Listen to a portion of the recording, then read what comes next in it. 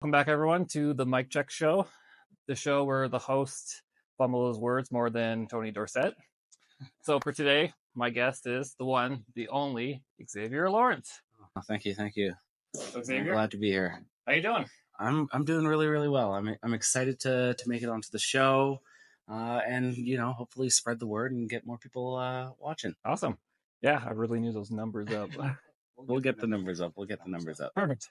All right, so we're just gonna jump right into it. Let's do it. Since we're not gonna but like blabble on about you, because that's what the interview is about. Okay. So, if you've seen some of my episodes, I have kind of stupid questions. Yeah. Like to have fun with it. Yeah. So first question. Okay. I heard that you're Calgary's male top model. True or false? I would say false, unless you ask Oren or Cass. Typically, they like to really booster me up and put me on a pedestal, but I wouldn't go with Calgary's number one model. But you sure? Because we see you on like advertisements. Like, hey, it's X. I got lucky a couple of years ago. I actually went to Folk Fest, and I was there with like my one friend. He's Indigenous. Yep. My wife is white, so it was a biracial couple, and an Indigenous man, and then one of her girlfriends. So this photographer came up and he was like, "Can we take your photo?" Yep.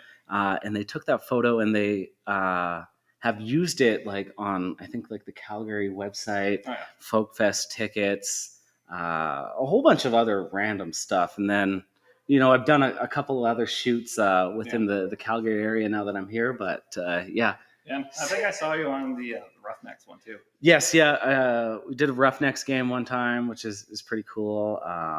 And yeah, it was a good opportunity.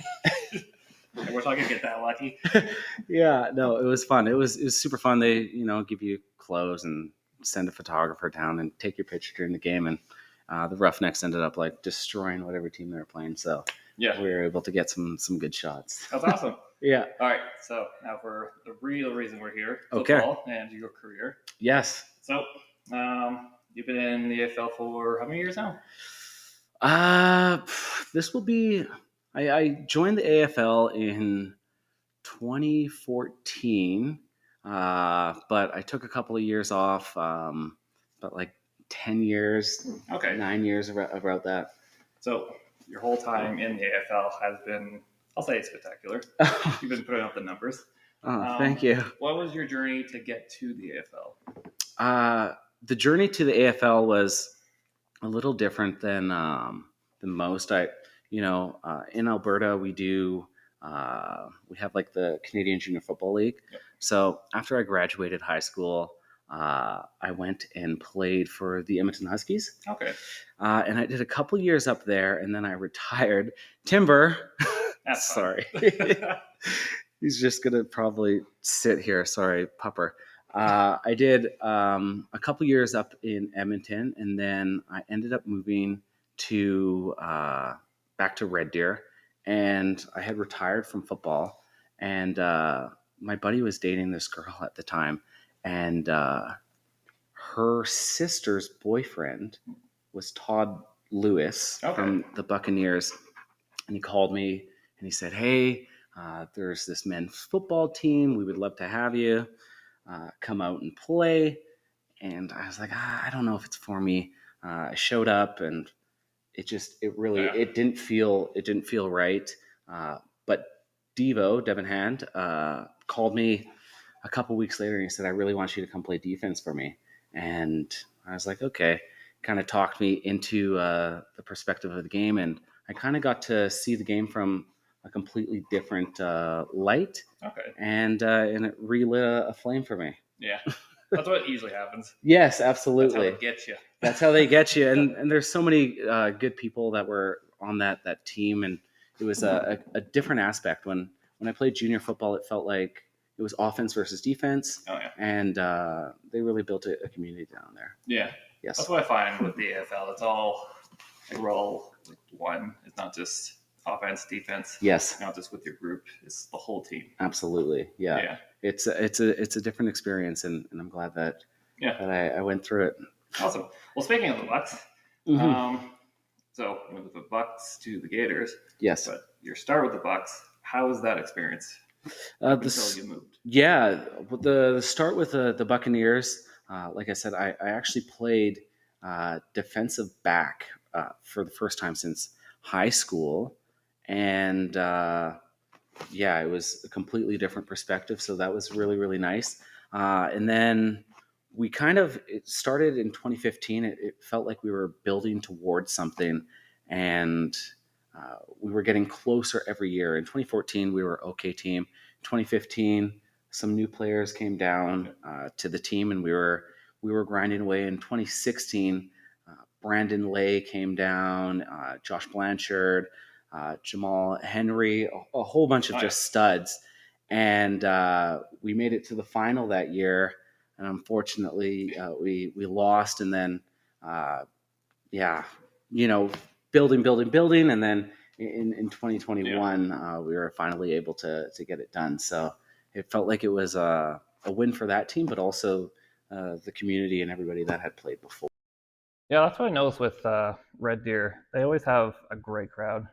They do. Yeah, they do a really, really good job at promoting, and the Buccaneers are quite active in the community too. Oh, yeah, that's what I noticed as well. Is it good? Yeah. Nice. Yeah, because I noticed with most teams, they'll try and get the community involved or try and help out. Yeah. Which is I've always noticed with Red Deer, it's always like the blood drives or do they do toy drives? They don't do a toy drive. They do a food drive. They're active. They do the car show every year. Oh, yeah, they do blood drives. But Red Deer is also it's small. It's 100,000 people, and I feel like everybody knows somebody through like 1 degree of separation, right? Oh, yeah. So that kind of aspect is really easy to kind of get the community involved. And easier. It's tough though with men's football. Yeah, especially in like the big cities. Yes. Yeah, because I don't see the Wolfpack doing much. The Elites, not really. I know the Gators do quite a bit. Yeah, the Gators do quite a bit. It's tough, right? It's completely different, and it's also like one thing about Red Deer compared to Calgary is it's 15 minutes to drive to one location when you're in Red Deer. If somebody lives, I live in Okotoks, right? Going to northeast, northwest, 45 minutes to an hour, and that's everybody that comes together. So, we do a good job at working towards and building some community events, and we'll see what this year is in store.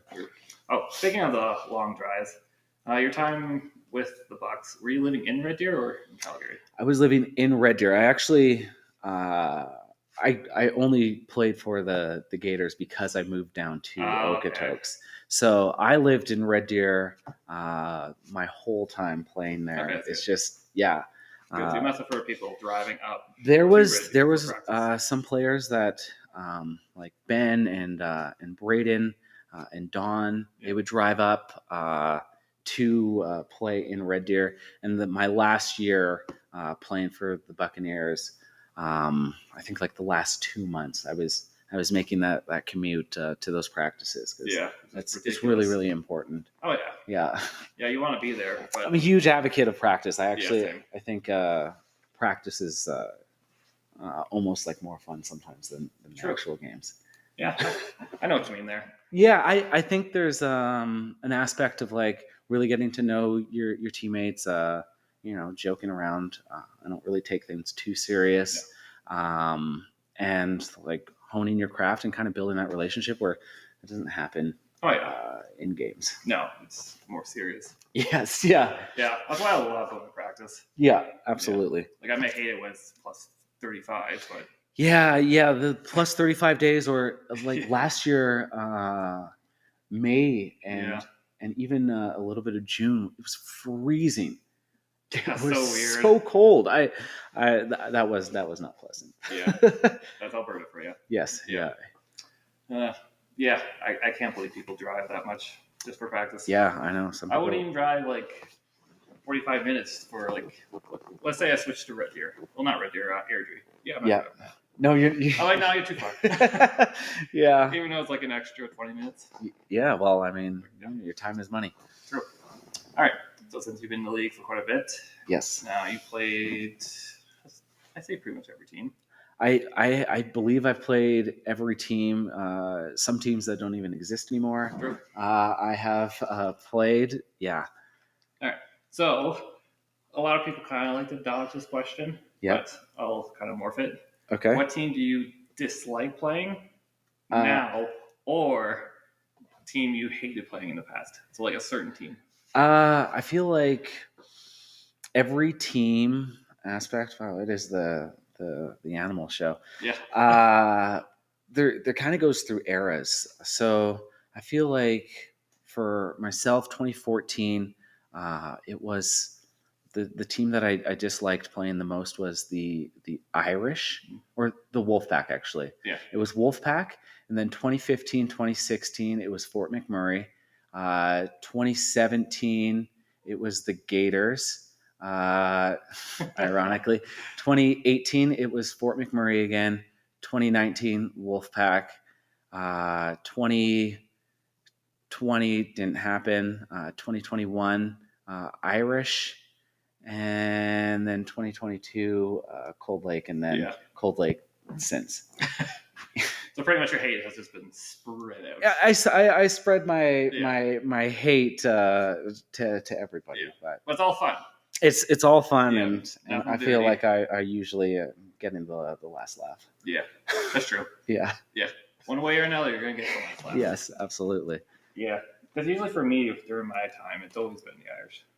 Always the Irish? Yeah. What happened to you?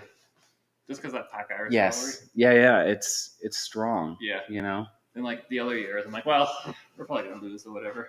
Just because it was those down years. Yes. Yeah. Absolutely. But like at least we can make it interesting with the. Well, I mean, Irish. in 2019, you guys won it, right? And I'm sure that was like a pretty heated rivalry there. I wasn't actually playing that year. Oh, you weren't? No, I took time off, but I was still floating around. Okay, I gotcha. I was kind of like a feral cat. Yeah, there's a real sense of like community within the AFL, even if you're kind of not on the team. You're you're part of it. I was still helping out, so I still got that ring in the end. Yeah, absolutely. Okay, what teams do you like playing though? I like playing every team. Like I said, I think it's fun to go, and for the most part, people that are on the opposite side are decent human beings. It gets heated in the moment of the battle, but it dissipates at the end of the game, or even sometimes in between the whistles. Oh yeah. Yeah. Have you been in any brawls in the AFL? No. Or at least seen any? I've seen brawls. I've seen like people get ejected. I think in 2018, there was a fight in Fort McMurray. I mean, I only played one game that season, but there was a huge fight that kind of broke out because it gets heated, right? And people are throwing punches, which I think is beyond me when you're wearing a helmet. Oh yeah. But usually when those fights happen, if you see me, I'm just walking away. Yeah. I usually just watch them. Yeah. So I'm a big advocate of men's mental health. Mental health in general. And I like to kind of highlight it in my show. Yes. So. Oh. I think we're haunted here. Alexa. Anyways, so you don't have to say specifically what this is, but okay. Can you name a point in your life where you had a hard time? Yeah. But how you got out of it?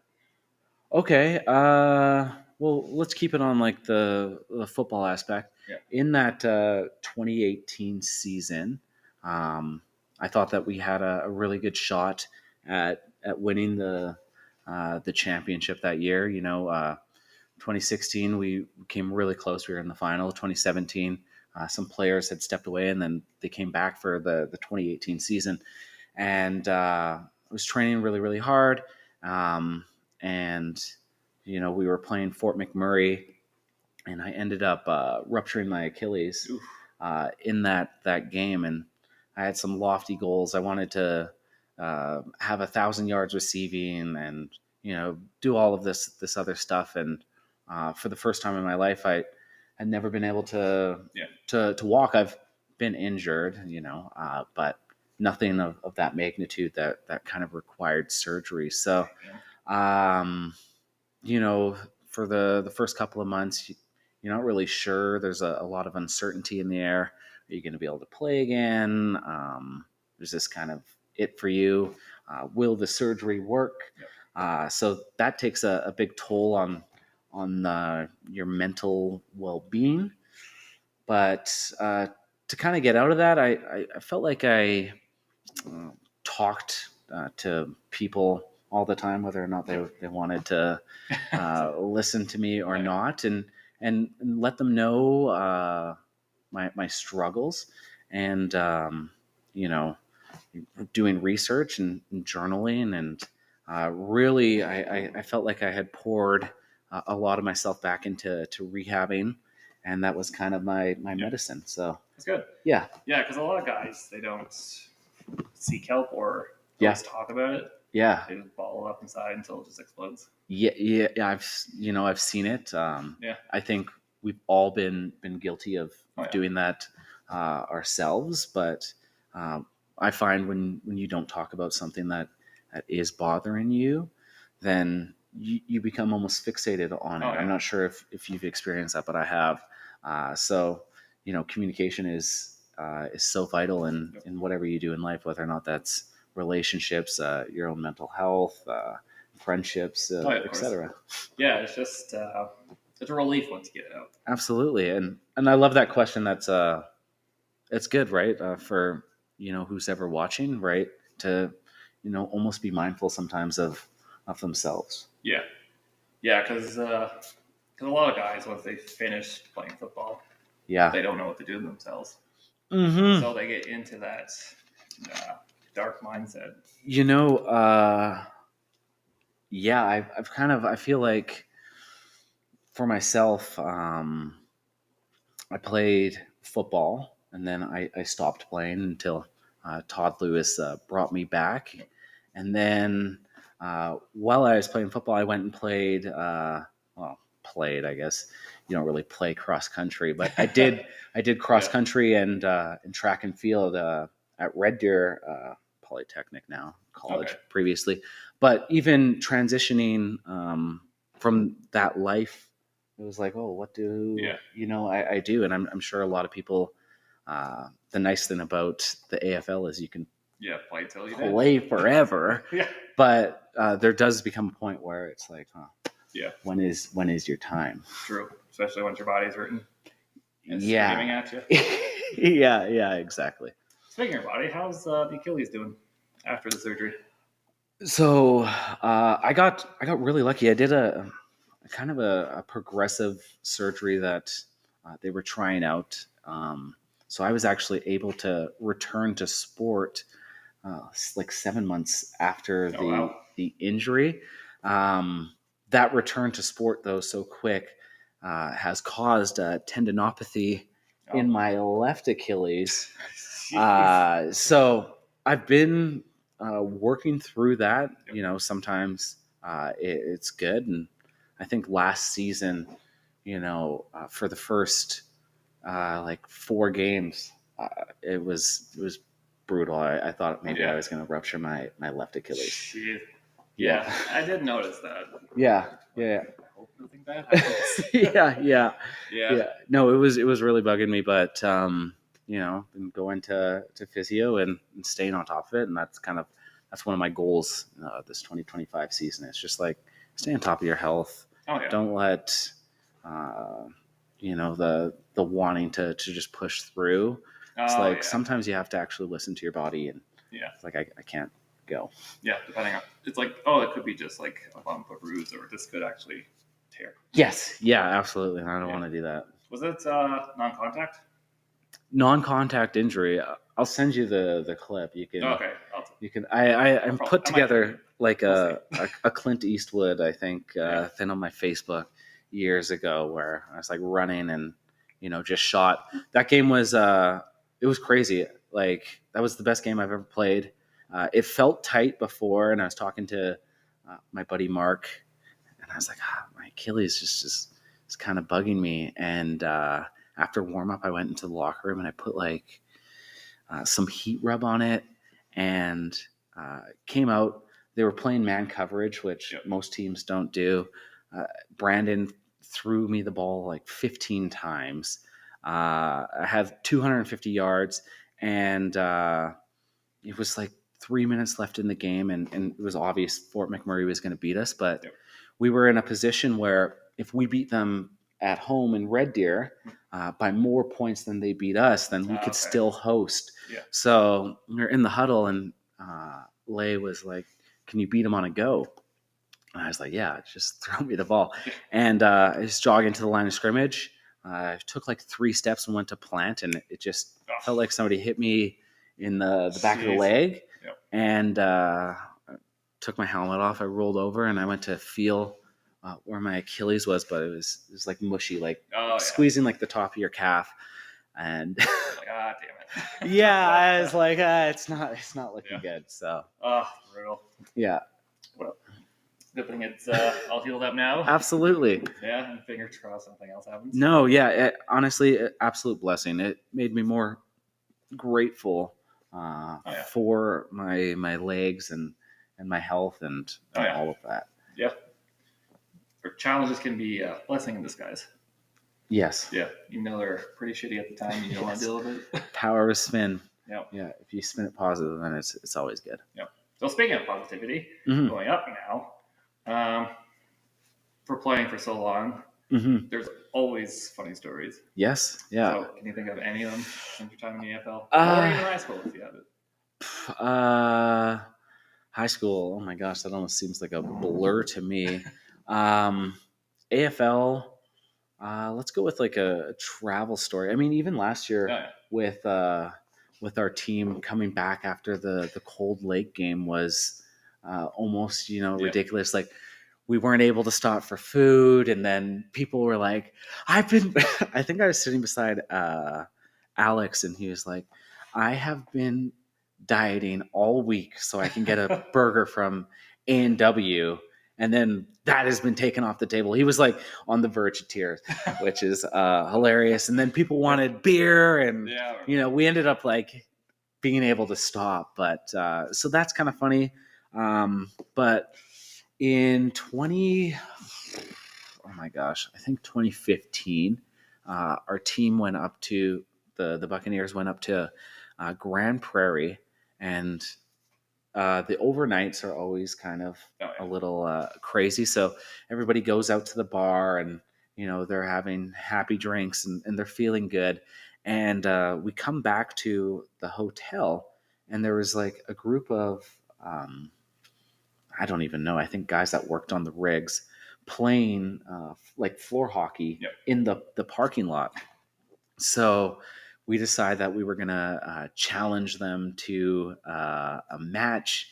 And it got so heated that actually one of the guys on our team ended up in the hospital because of like he got sucker punched so hard, which is crazy. So no more street hockey if you've been out and drinking and stuff like that. I kind of miss those road games they stay at the hotel. Yeah, I know. We didn't get it this year. No. We didn't. I haven't had it since I think 2015. Was this your first year without an overnight stay? I haven't had it in a long time. Because with the pack, we used to have them. Yeah. And like, no, we're driving back. It's expensive. Like, I mean, running a franchise is costly. Yeah. So, housing 50 to 60 people is, pretty expensive. I know the pack is a little bit smaller, but even yet, like 20 people or 25 people it's a lot. Yeah. So I don't blame the teams, but you do get those kind of stories and stuff like that when that happens. Yeah. Maybe one day. Maybe one day. Okay. So the Bucks and the Gators, you played with a couple great quarterbacks. I played with a lot of good quarterbacks. I played with when I had first started, 2015 year, it was Jamie Foxx, and then I had Judah, and then Lay, which Lay is incredible, but Bursey as well, and even and Jordan Heather, So, and Brett. Oh yeah, Brett Bilsma.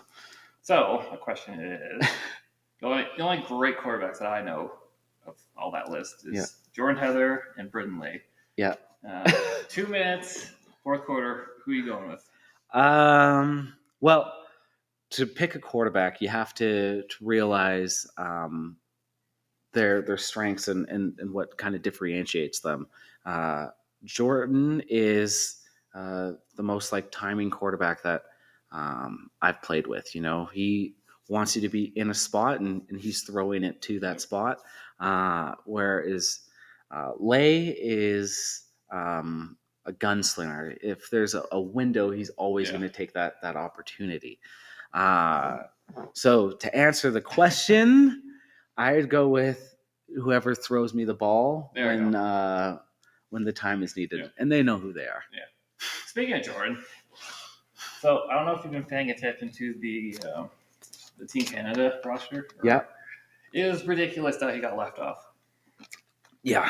Yeah. I couldn't believe it. I actually thought that he was on the team. It wasn't until we were at the indoor workouts. Yeah. And I was like, oh, and Jordan's going to be on the team, and so is Chris. And somebody's like, oh, Jordan's not on the team. And I was like, what? Yeah. That's crazy. Yeah. A wealth of knowledge, insane arm strength. He's even got a little bit of wiggle. Yeah. So. And he's got some hardware. So. Yes, exactly. An absolute winner. It's I wish them all the luck, but a missed opportunity on their part. Ridiculous. Yeah. Well, maybe next time. Yeah, maybe next time. I'm not sure how many more years. Is this something that is like a yearly occurrence, or I don't know enough about it, but I know it was a thing until this year. Yeah, I think they had just kind of Jesse, right, is kind of putting together the team. So from what I know, he kind of put in a bid, and maybe now it will be a yearly thing, but it is interesting. When I saw it, I'm like, is this a scam? Yeah, well, yeah, you do think that. I mean, but it's like, okay, this is more official. Yeah, I feel like they almost did something like this. I want to say in like 2015 or the 2016 year. I think they were going to put a team together down in like Mexico or something.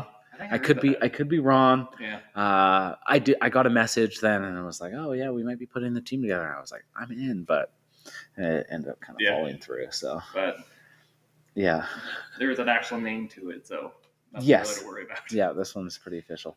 All right, so this was my first year, us being teammates. Yes, and seeing your pregame ritual. Well, not ritual, but like how to prepare. Yes. Quite interesting for myself to notice. It's different than most. Yeah.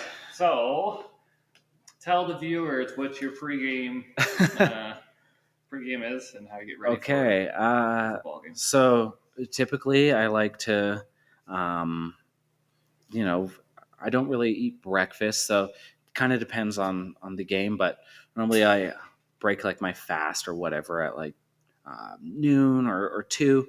And then when I get to the stadium, I like to go for anywhere from like 2 to 5 kilometer run, and just kind of like get the body loose. After I do my run, I come back to the locker room, and I will either do some dynamic stretches in there or some band work stretches. Kind of that TB pliability stuff. And then I take my shoes off, and I like to walk around the field a couple of times, just admire all the edges, and then play catch with whoever's out there. I feel like I'm kind of warming up the hands, come back to the locker room, and then go over to the linemen because they're the funniest people and they just roast me. I always hang out with them too. And then, check in with the QBs and see how they're doing. And then, Yeah, it's quite interesting. It's different. I never think of going for a run before a game. Yeah. Yeah. It started when I joined cross country, and every day it would be 15 minutes just as like the warm up. It was normally like 3 kilometers, right? Okay. Or just over, and then dynamics for another 20 to 30 minutes. So I like to get a good almost lather and make sure that my body is nice and warm, and I think that's reduced my injuries and stuff like that. Yeah, I say so. Yeah. I think I need to start doing that. Yes, it's really good. If I can actually run 2K. Well, the thing is, you gotta really build to it, right? Yeah. So once you kind of get in the habit of running daily, it's easy. Yeah. Yeah, it's different. It's a struggle. Yeah. I think the last time I actually jogged was like high school. Okay. Yeah, I used to like go in terrible weather, winter. I'm like, okay, my shins are killing me. I'm not doing this. Holy, yeah. No, the shin splints are real. I mean, even like when I had first started getting into my running lifestyle, I thought that I was gonna. My hip flexors were all locked up. The shin splints. It's just different. So, yeah, it's good though, and it makes getting back into the swing of practices easier. Yeah, which is nice. Yes. I don't know if anyone else will follow you in doing that. But no, I've been advocating for it. Nobody wants to go on a run before the games with me.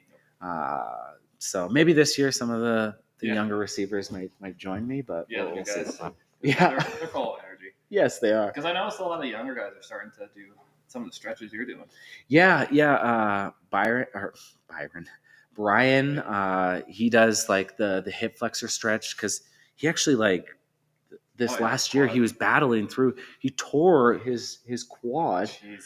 And one day he's just like, man, my quad is really bugging. And I used to work as a personal trainer, and I was just like, kind of do this, and I was like, dude, there is a serious knot in there. And he ended up getting it checked out, and it was tore his quad and it healed over.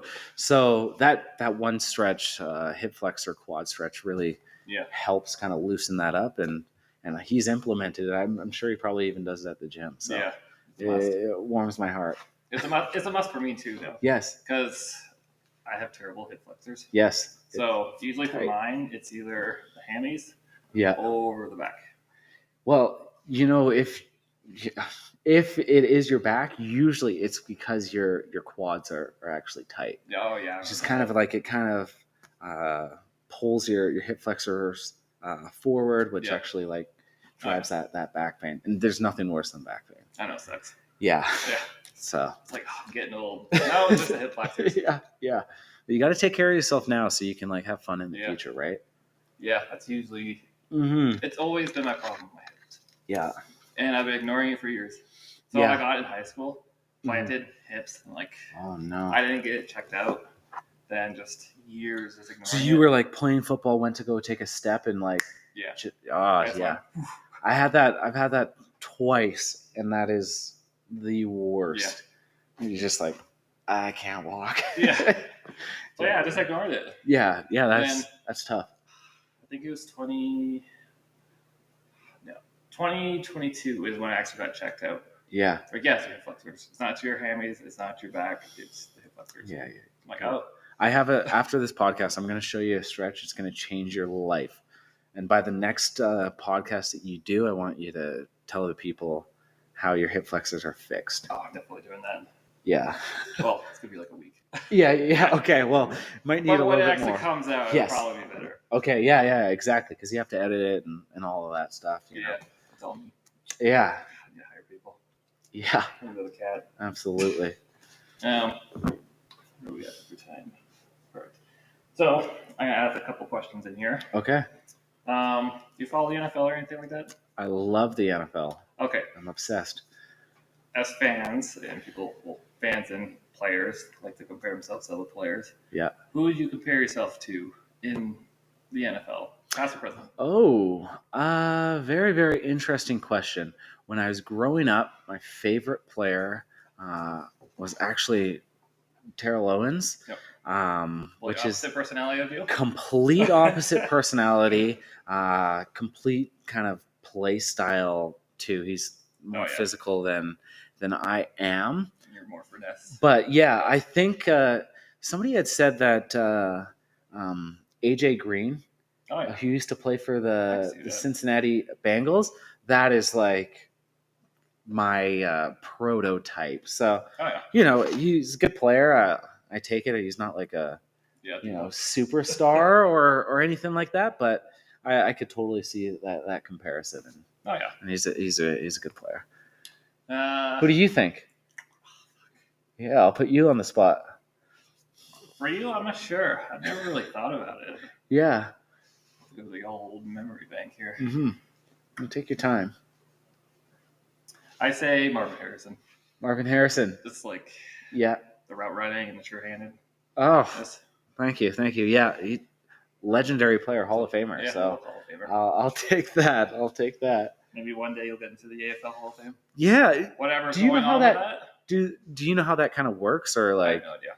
Yeah. I've seen it come out a couple times, but I would be quite honored that there's a lot of really, really good people and players that have played in this league, and that would be quite an honor if that time does come.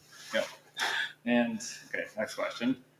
For the receiver position, what is the most frustrating thing about that position? The most frustrating thing about playing receiver for me is I guess like no. Well, I mean, the thing is like when you play in this league and you play with like other people, you really want to sometimes prove stuff to yourself, but also like prove it to the opposition. And you can't do anything as a receiver unless somebody throws you the ball, and that can be because you're not open, and every receiver is always open. If you ask them, and then sometimes like you mentally, it's hard if you've been playing, at least for myself, and let's say it's the third quarter and there hasn't been a target your way because either it's not in the game plan or you're getting locked up. That's frustrating, right? So that's the most frustrating aspect. If you ask me though, I'm like because the quarterbacks they're so mindful of it, and they want to get you the ball, and sometimes they just like it's just not in the cards, right? So that was a transition. Even coming over to the Gators this year, I'd never played with any of those quarterbacks before, and learning a new offense is completely different. It didn't feel like, at least for it was fun, but I felt like I got my stride in the last like 3 games. I was like, okay, I get the atmosphere. I see what we're doing on offense here. That was all different, but I had a great time. Like, it's that best time to get into your groove. Yeah, absolutely. Yeah, it was great. Yeah, especially that national title game with was it 1 foot in for the touchdown? Oh, I got 2 feet. Okay, 2 feet. Yeah, you got to check that. I got to check it out. 2 feet. It's been a while since I've seen the footage. Yeah. But you're in. Yeah, I was in. I'm not sure who that guy was, but we were jarring back and forth, kind of.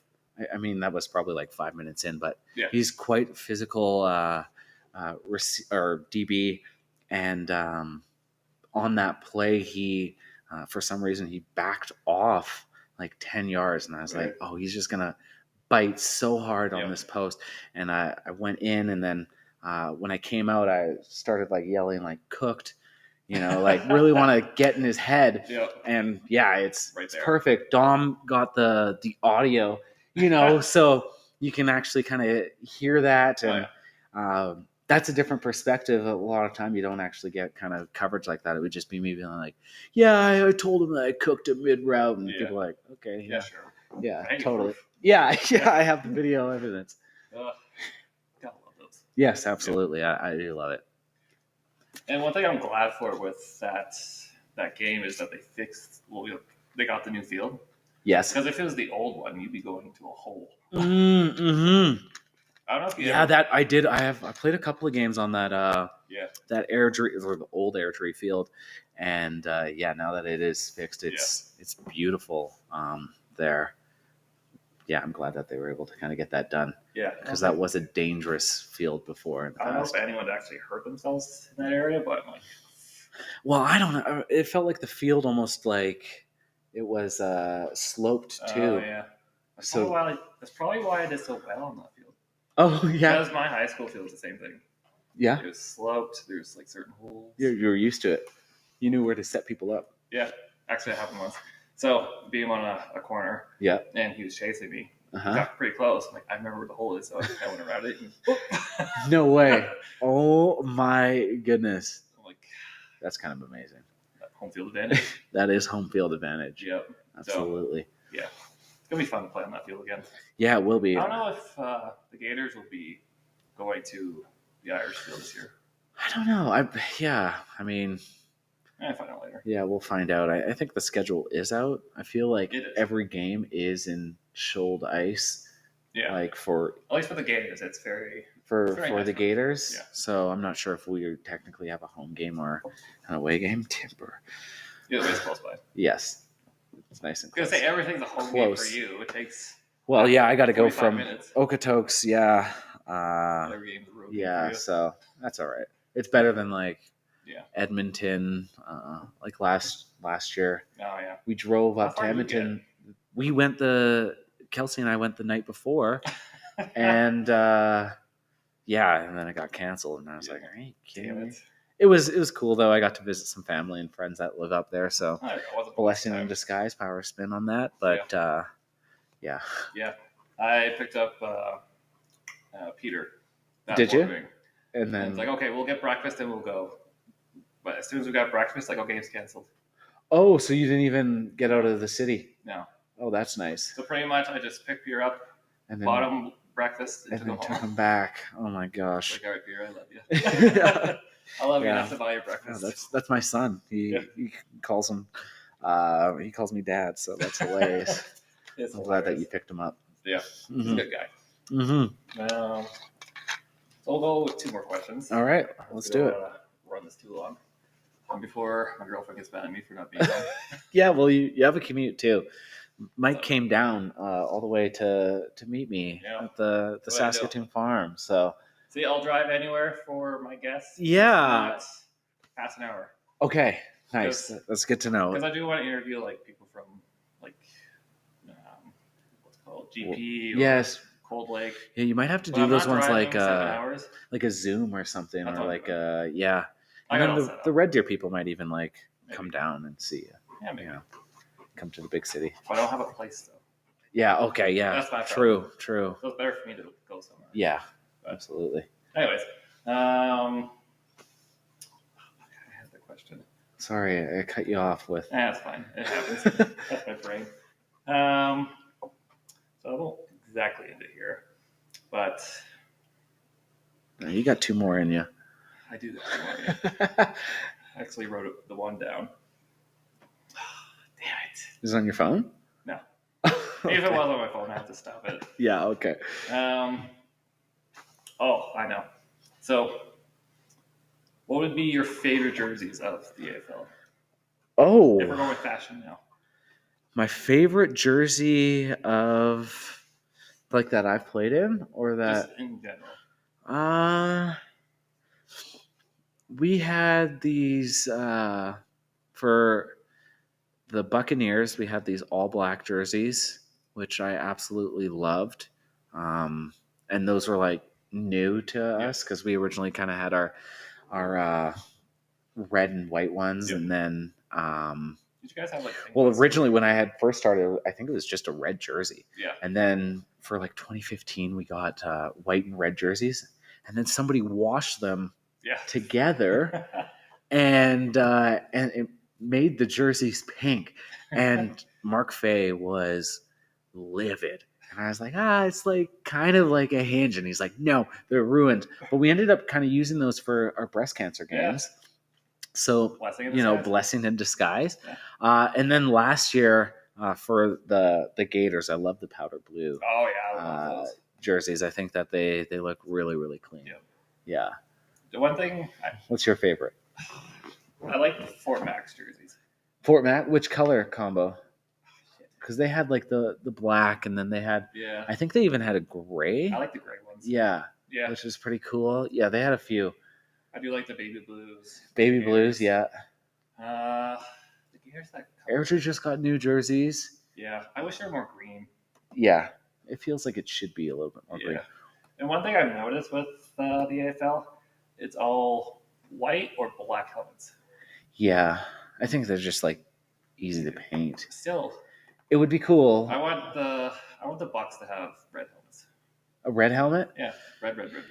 Yeah, I mean, it's almost kind of like one of those things where you don't really like think about it, but it'd be cool. None of the teams I find in the league have colors that are that eccentric either, right? Like there's not like a team that has like an orange, like Cincinnati or the Browns, or you can kind of get like cooler colors. Yeah, I think the Gators had orange at one point.